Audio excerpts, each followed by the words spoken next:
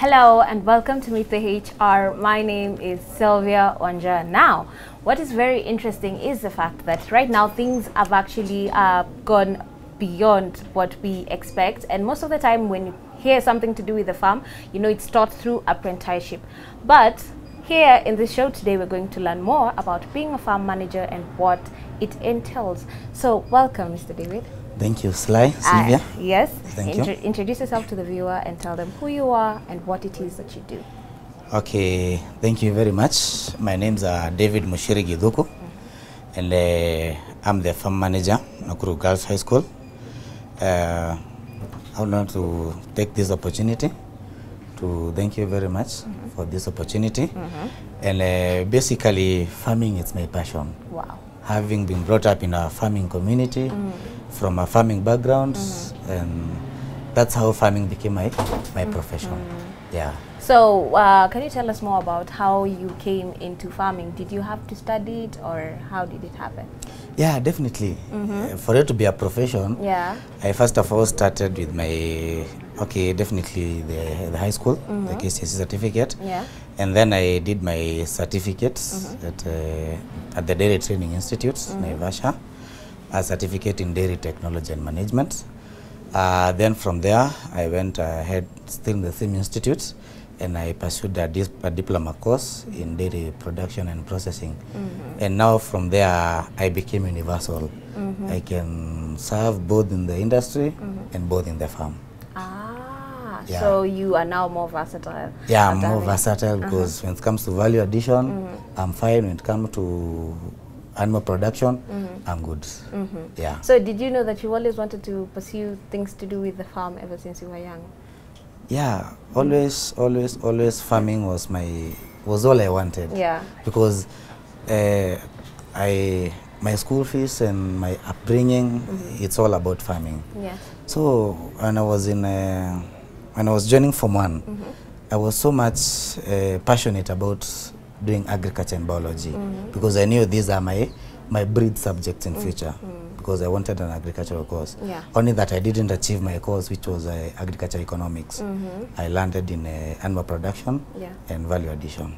Yeah. Wow. And how did your parents react to it? Junajua, growing up, parents knew you either become a pilot, a teacher, a doctor, and if it's nothing, come a CEO, where you are a failure in life. How did they react to it? Okay, they had no option. They just had to agree that this is our son. Yeah. He has reached Form 4. He's done with Form 4. And he has a passion for agriculture. And there's nothing we can do as the parents. We need to support him, cater for his accommodation, school fees. Yeah. And I joined the college. Wow, that is very nice. You had very, very supportive parents. Yeah, they were very supportive. In some cases, unasikianga mzazi alisema, not in my house, even get his own. Yeah, true. Because you did not do the course that they wanted you to do. You know, especially my dad wanted me to be a teacher. My mom, sometimes a teacher, sometimes a doctor. Yeah. But now I had to be farm and naambia hapana. This is what I want. Nataka ukulima. Wow. Yeah. And look at you now, living the life of a farm manager. So here guys, I am. follow your passion. Whatever your passion is, don't give up on it just yet. True. So describe a life in the day of a farm manager. Life in the day of a farm manager, it's quite tricky. Because you see now, like the word has it, the farm manager. Management, basically getting things done through the efforts of others. You see? So you have a team of people who are below you, that you are controlling and all that. And one challenge, sometimes you could be young, and then you have a team of elderly people, and slightly older than you. Now giving a command, or maybe saying this one has to be done this way, by this time, by this person. Mtu anakwambia, it's like anaona, this young man, what is he telling me? You're a child. Yeah. What are you telling me? I'm older than you. Yeah, what are you telling me? You see? But you must cope, because kazi ni kazi. You must cope, and at the end of the day, you must deliver to the expectations of your employer. You like it or not, you have to totally exploit all that you have, your experience, your training, your skills. to make it happen. Yeah. Wow. So apart from managing the other employees who work in the farm, what other duties are there for a farm manager? Number one, and the very important duty is the record keeping. You must ensure your records are always up to date, because you see, you are in the farm, okay? Yeah. You have inputs and outputs daily. Yes. Easy at nikitu ina take a month or weeks. It's daily. You feed the cow in the morning. It's milked maybe thrice a day at 12, and then at 5 in the evening. Or maybe it's fed during the day and milked in the morning and the evening. You have to make sure your records are well and perfect. You see, if not the cows, then we have the farm. The veggies are being produced.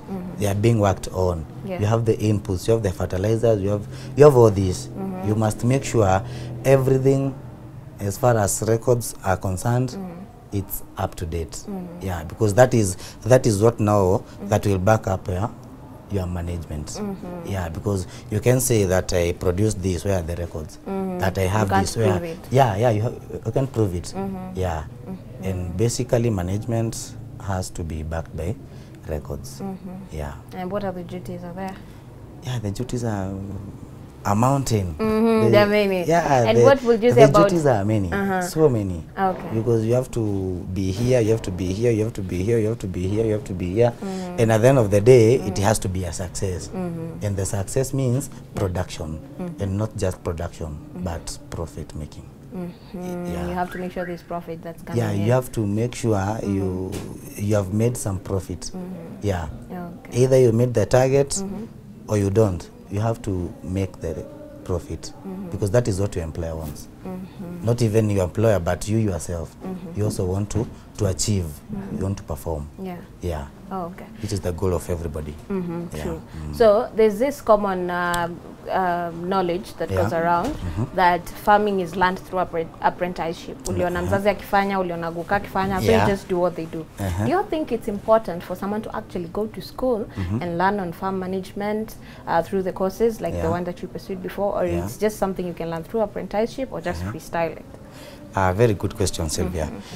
You see, if you want something perfect, then you must have skills, right? Yeah. So you must go and be trained on how to do that thing perfectly, because you see, you have to have in mind things like the production concepts.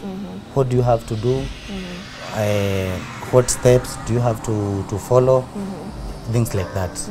Because you see, if you say that you shall do it by apprenticeship, ni ile tu unapatanga mama ameharvest mahindi yake, and then the son or the daughter anachukua anaenda anapanda. The daughter expects mahindi yake itarefuka na ita double comb kama ya mama, which is not the case. Actually, there are so many things that you consider. Things like the hybrid vigor, to the seeds, and that now gives you the difference between farming and smart farming. So there's a difference between farming. There's a difference between farming and smart farming. If you everybody can farm. And as produce. We all do at home. Yeah, as we all do at home. And we produce. Na tunakula. True. Na tunauza kidogo hapo ya chumvi, uskari, hivyo, maziwa. But there's the so-called smart farming, where you take into account your inputs against your outputs. Are you making something? Are you making something? Naona, because si huyu ng'ombe sifai kuendelea kumpea chakula ya 1000 a day na ananiletea 7000. You have to take that into consideration. And that's where you become a smart farmer. So to achieve that smart farming, you must have the required skills, training, and experience. And it's not something you can get through apprenticeship. No. You have to go to school, you have to learn, you have to be trained, you have to go through good hands of lecturers, doctors, and so that you can have the skills. Now, sasa, with this new age of digitalization, there's a lot of online learning that is going on. True. Do you think it's possible to pursue something as practical as this course online? It depends. If the institution is willing to to offer online learning and then later practicals, very vast practicals. Yeah. It could be possible. But just sitting in the house and unasoma tu from your laptop. Unasoma tu ng'ombe akona tumbo nne. Ng'ombe sijui there is a disease inaitwa sijui inapitia hivi. And then you have the nini. And that's why you find there could be so many quacks in the industries. Because mtu alisoma tu na akakaa tu. Hakufuatilia practically kuelewa. Most of the not even most, all the agriculture courses, practicals really matters. So that hata ukienda kwa ground, you'll not meet something new. If you're injecting an animal, it's not something new. Helping an animal that has a difficulty in calving down, it's not something new. It's something you have experienced. Crop diseases, it's not something new you have experienced. And that's why you find there are people who will be smart in the interview and not smart in the actual in the field. In the field, because they can't. Yeah, because they can't. When it comes to crop protection, it comes to animal health, animal production, feeding, feed rationalization. You find that it's a challenge. Yeah. And how marketable are the agricultural courses? They are very marketable, very marketable. Yeah. Because right now, actually, most of these professionals that we have, actually all professionals, you hear somebody talking about a retirement plan. All of them are talking about farming. I want a dairy farm as a retirement plan. I want a horticultural farm as a retirement plan. And the good thing with this is that you can self-employ yourself. You can decide to start rearing your own animals. You have your own farm of 3, 5, 10, 20 animals. And then from there, you start adding value.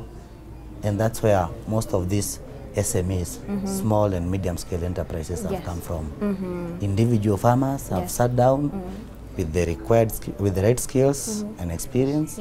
They have decided I will start with 2 heifers, then it calves down, within a period of some time, 10 animals.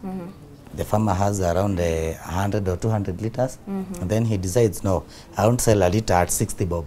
I will add value and sell my yogurt at 170 per liter. Yeah, and that is, it's not even 100% profit. It's over. It's over 100%. Yeah. So it is very marketable to the agriculture. It's very marketable. Okay. These are the only courses that will not tarmac. You will not stay without a job. Yeah. Because you can employ yourself. There's land everywhere. You can lease land. Yeah, you can. Everywhere. Hata ukienda Turkana huko utafieka tu na ulime viazi yako huko na cabbage. Yeah. In Turkana? Yeah, you can. Under irrigation. Oh. Yeah. Now this is where the learning comes in and the skills comes in, guys. You can't just freestyle.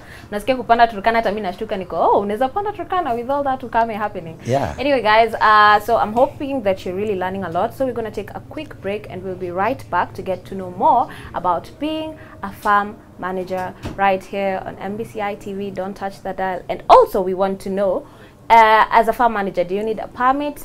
Ama hoitaji. Kwa hivyo siende mahali popote, we'll be coming right